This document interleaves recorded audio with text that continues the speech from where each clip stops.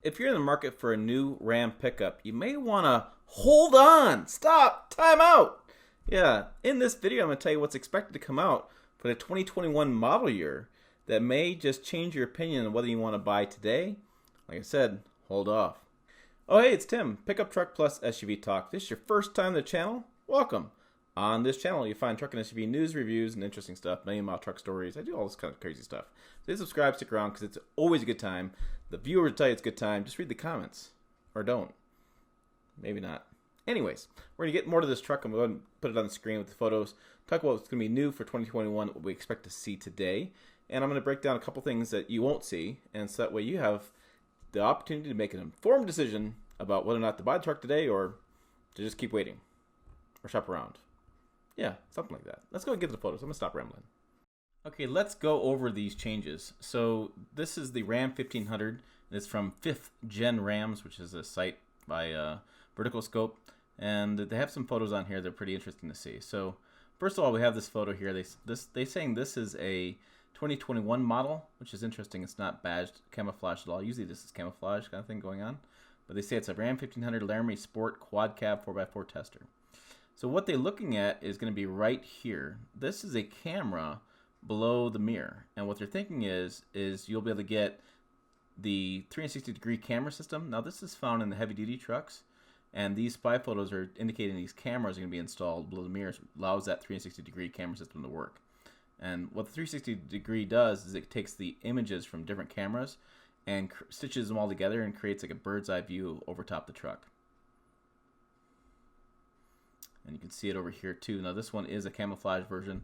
This is from the 2021 Ram 1500 TRX prototype. But so that you say the same thing with that camera there. So it looks pretty much like they're going to take the heavy duty cameras and put them, camera system, and put it on the light duty with the 360-degree camera. Another thing they're talking about here is the bed light, or bed camera, excuse me. So this is the chisel, right? So this is a high-mounted third brake light, and they're seeing a camera right here, which that'll allow you to do is you'll be able to hit a button inside the cab and see into your bed. Now this makes it pretty easy for like in a heavy-duty segment where you're able to back up and install a gooseneck or a fifth wheel hitch. But in the half-ton, other brands are starting to do this where they put this in the half-ton technology. And it's not so much for hooking those fifth wheels and things like that. It's more for checking out the bed, keep it on a cargo. You know, I use it a lot when I'm driving different vehicles. I'll like hit that button while I'm driving to make sure nothing's moving around, make sure everything's kind of staying where it's supposed to be in the back of the truck. So that's what we're talking about there. The last thing they got is from TFL Truck. They actually got this photo. This is from a TRX, and they have the trailer steering. You see, they put out their logos all over it. This is the backup trailer assist that's found in Ford vehicles currently. And so what they're doing is they use this knob instead of having to manually back up the steering wheel. Now, for those who back up a trailer quite often, it's kind of like, I don't need this. But for a lot of us, including I will dare say myself, I don't always back up a trailer every day. It is pretty handy. It basically replaces, you know, when you back a trailer, you got to turn left for it to go right, that kind of stuff. This, you just turn it to whatever way you want the trailer to go. It makes it that much easier to back up that trailer. Now, another thing they're going to do with this new Ram truck is they're going to go to the Uconnect 5 system. And this is from a presentation I watched the other day. I think it was like a couple days ago. So what this does, I'm going to get to it here. And I want to get to this stat right here. What's interesting is that technology influence, this is how much technology influences car buying decisions. So they're saying that 51% of consumers factor in technology when they're buying a car. Now, that may not be the case in truck world. You know, you may not need all those fancy knobs and buttons and big screens and such. But it is being a difference, making a bigger impact on automotive overall. And I think it's going to continue to grow as the next generation takes over. You'll see a lot more emphasis on technology inside the vehicle. So as I scroll down, I thought it was a really striking image too. This is 2009 Ram 1500. And this is 2019. Just in 10 years, you can see the difference. Now, this was pretty much cutting edge back there. And that kind of screen, the bigger screens are coming out. And now look at the size of this thing. This is their big, massive screen they have in certain trims, certain trucks. And so it's pretty interesting how much things have gone. Analog gauges, still I guess analog there, but we have a lot more of the digital in the dash. And it just looks a lot cleaner these days. And so it's pretty amazing what we've done in 10 years. Okay, here we go. This is Uconnect 5. So this is 1, 2, 3, 4, 5. You can see a theme here. So they have some preset kind of quick buttons along the bottom. This is touchscreen buttons. You see those have stayed the same through the years, and they're going to continue the same in Uconnect 5. Uconnect 5 is going to be 5 times faster as well. So it'll be faster, more responsive. And there's a few other features I want to get to it a little bit. So as we come over here, here it is. It's 5 times faster, so it's got a new computer inside of it. It's an Android operating system, 3 times resolution, and every Ram truck will have 4 gigabytes as far as the Wi-Fi connection. So, Wi-Fi in the trucks, faster. And one of the interesting things about this is that the new hybrid trucks with the 48-volt hybrid system are utilizing some of that power output they deliver with that hybrid to power these infotainment systems. If you go back to my 62 outside does not have the power from the alternator to power these systems. So they're definitely using a lot more computing power in these trucks, which is being replaced by being powered by the hybrid. It's interesting. I can't wait to see what the 5.7 liter non-hybrid does as far as putting out the power to power the system. They may have something else up their sleeves to get that going. So as we go down, each brand will have it.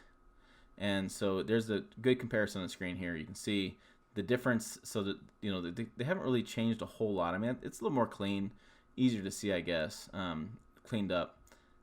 So another couple things here is you can have wireless Apple Carplay and Android Auto. You can have 2 phones connected simultaneously, so one person can play music from their phone, another person play music from their phone, or take phone calls, that kind of stuff. The maps can be from TomTom. They're more interactive. They're really better looking too, really cleaned up as well. You have Amazon Alexa as well. There's a nuance, which is natural language. It's integrated with TomTom, integrated microphone. Just makes it easy. So it makes more sense with the Uconnect system. So if you're talking like somebody with an accent, it's more likely to understand what you're talking about, understand what you're saying. So 6 individual user profiles, and then it's easy to use. There's one thing I want to show you. So again, one more thing I want to show you is the last feature, which is One-Touch Access to all your most frequently used controls. And you actually can add some buttons up here. So on the presentation, he moved a couple of these around.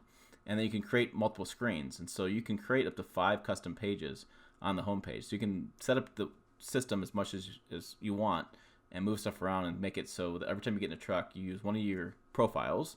It changes the screen to match what you want, and it puts all the buttons you use right within easy reach. Okay, with that said, let's talk about what you're not going to see changed. You're probably not going to see any exterior changes. Yeah, they may take the LED lights and different packages and move stuff around as far as what your base trim level, as far as features are going to be, but you won't see any sheet metal changes. Shape, design, cab sizes, that's all going to stay the same. The truck just came out in 2019, so it's way too early for them to do any big changes. Interior.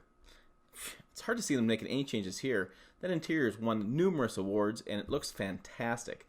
You may have some slight changes here in some of the trim levels. Maybe they change the wood up a little bit or something like that.